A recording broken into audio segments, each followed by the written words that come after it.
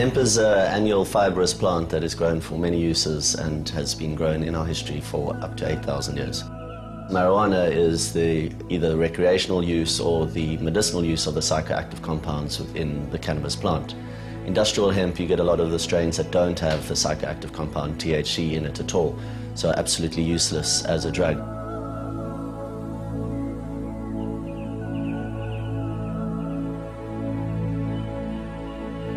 The history of hemp has been traced back to China to 6,000 to 8,000 BC, and it is thought of to be the first plant cultivated by man for fiber uses. From there, it can be traced in nearly every culture and every civilization, being used from everything for sails in all the ships that sailed the earth, all the ropes. The first Bible was printed on hemp paper. It was used in the building of the pyramids. Hemp moved across also through the sailing ships into the American colonies and was actually grown by George Washington and Thomas Jefferson. And people don't realize that the first drafts of the American Declaration of Independence were actually written on hemp paper. You could pay your taxes with hemp as well. Hemp is prized for its multitude of uses, and also Britain wouldn't have ruled the seas so much if they didn't have access to Russian hemp.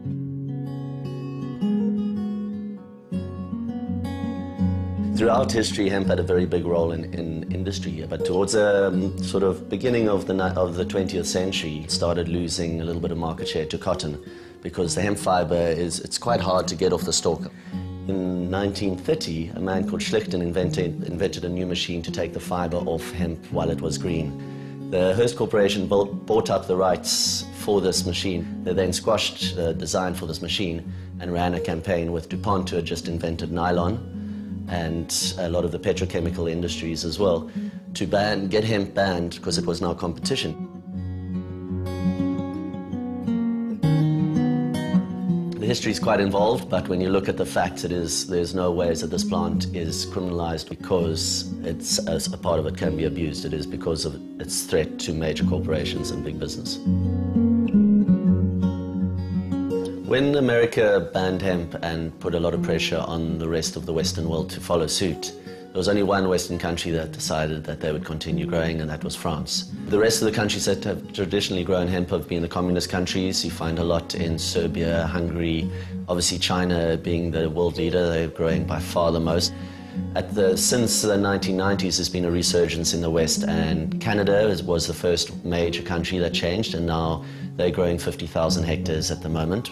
The UK has now got licenses. Germany, Austria, Switzerland, Australia, New Zealand is looking at changing laws. The major use that most people know these days is for the textiles. The fiber of the hemp is 3 times the tensile strength of cotton, and it's a hollow fiber, so it's a lot more breathable. Wearing hemp, it's comfortable, it's breathable. It's the classic saying is it wears in, not out. The other uses that are coming up in France, they're developing the building industry. What they do is chip up the stalk and mix it with lime, and you actually get this, which is a hemp brick. The other product that's really big in building is the chipboard, which is lighter than wood, it's better insulating than wood, and obviously there are no trees going into it again, and it's on a sustainable basis. Big opportunity for Africa is the nutrition side of hemp. Hemp is the optimum ratio of omega fatty acids for our body, and the protein in it is globulin edestin. And globulin edestin is a very absorbable protein. Your body can digest it a lot easier than it can even the soy protein. So specifically for nutrition blocking diseases such as TB, it makes a very good porridge or a supplement on a daily basis for people who are sick. Besides that, the oil can also be used to make fuel. It makes a really good biodiesel.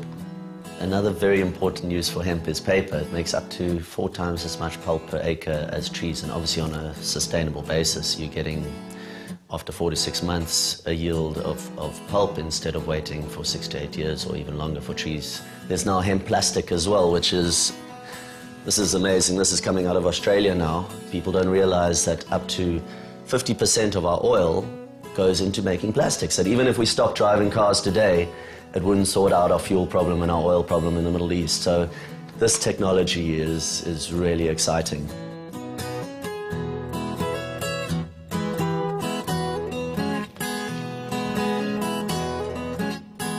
Environmentally, hemp is a very positive plant because It grows very fast, so it absorbs a lot of carbon, which, as we all know, this is a big issue with global warming.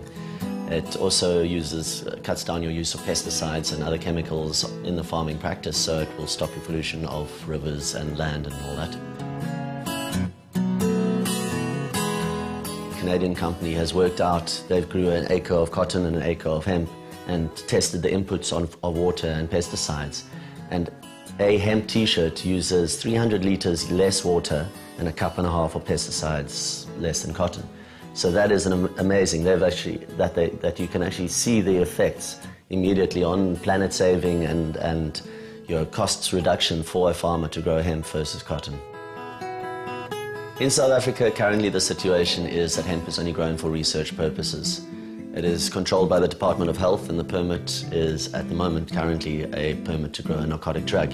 It is a situation where our government is yet to recognize the difference between industrial hemp and medicinal marijuana or dacha on that side.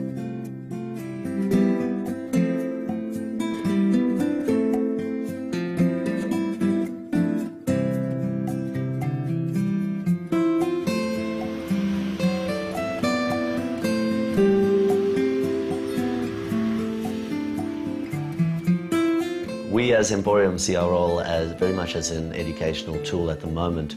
Our tagline is innovate, educate, cultivate. Innovate, we're trying to show as many different products as possible to show the versatility of the plant. The educate comes in through our exposure, through what we've created here in our space, where people walk in thinking hemp's about one thing only, and that is generally smoking. They walk in here and they learn that it's about so much more, that is something that's, doesn't even come into what we do here. This is about hemp as a building material, as a food, as a job creator, as a nice, comfortable item to wear. Obviously, the cultivate that comes in at the end is somewhere where we're aiming towards. We want to be hemp farmers, and we want to be creating jobs, we want to be building houses, and we want to be feeding people. That is our ultimate aim.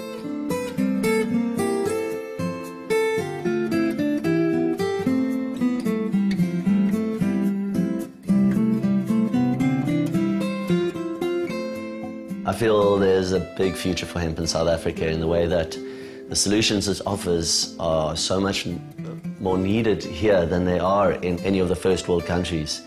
Here we need people to have jobs, we need people to be growing organically and looking after our soil, we need people to have houses that are built nicely. They aren't these cement brick house with a tin roof that are absolutely terrible to live in. And then nutrition for people to feed themselves properly and to actually feel full and to have a healthy lifestyle. So it can offer a lot on that side.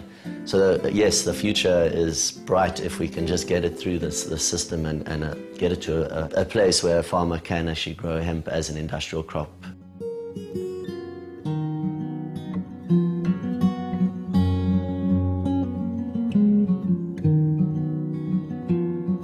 I believe the hemp plant has an energy, especially because there are so many people across the planet that are fighting for its liberation. There are people who are really putting a lot of energy in educating and showing people the potential for this plant, and it is a plant that has been done an injustice. So wearing it has spirit as well, because you feel in your spirit that you're making a difference, not only in showing to yourself or to your friends or educating people as to what you're wearing, but also in the environmental side, in the consciousness that you have saved pesticides, you have saved water as well. Usually you'll find people who are more spiritual will seek out a product such as hemp because they are now thinking, and consciousness is basically thinking and becoming aware, and very much aware of what you put on your body or what you put in your body and what you do to your immediate surroundings and the planet as a whole.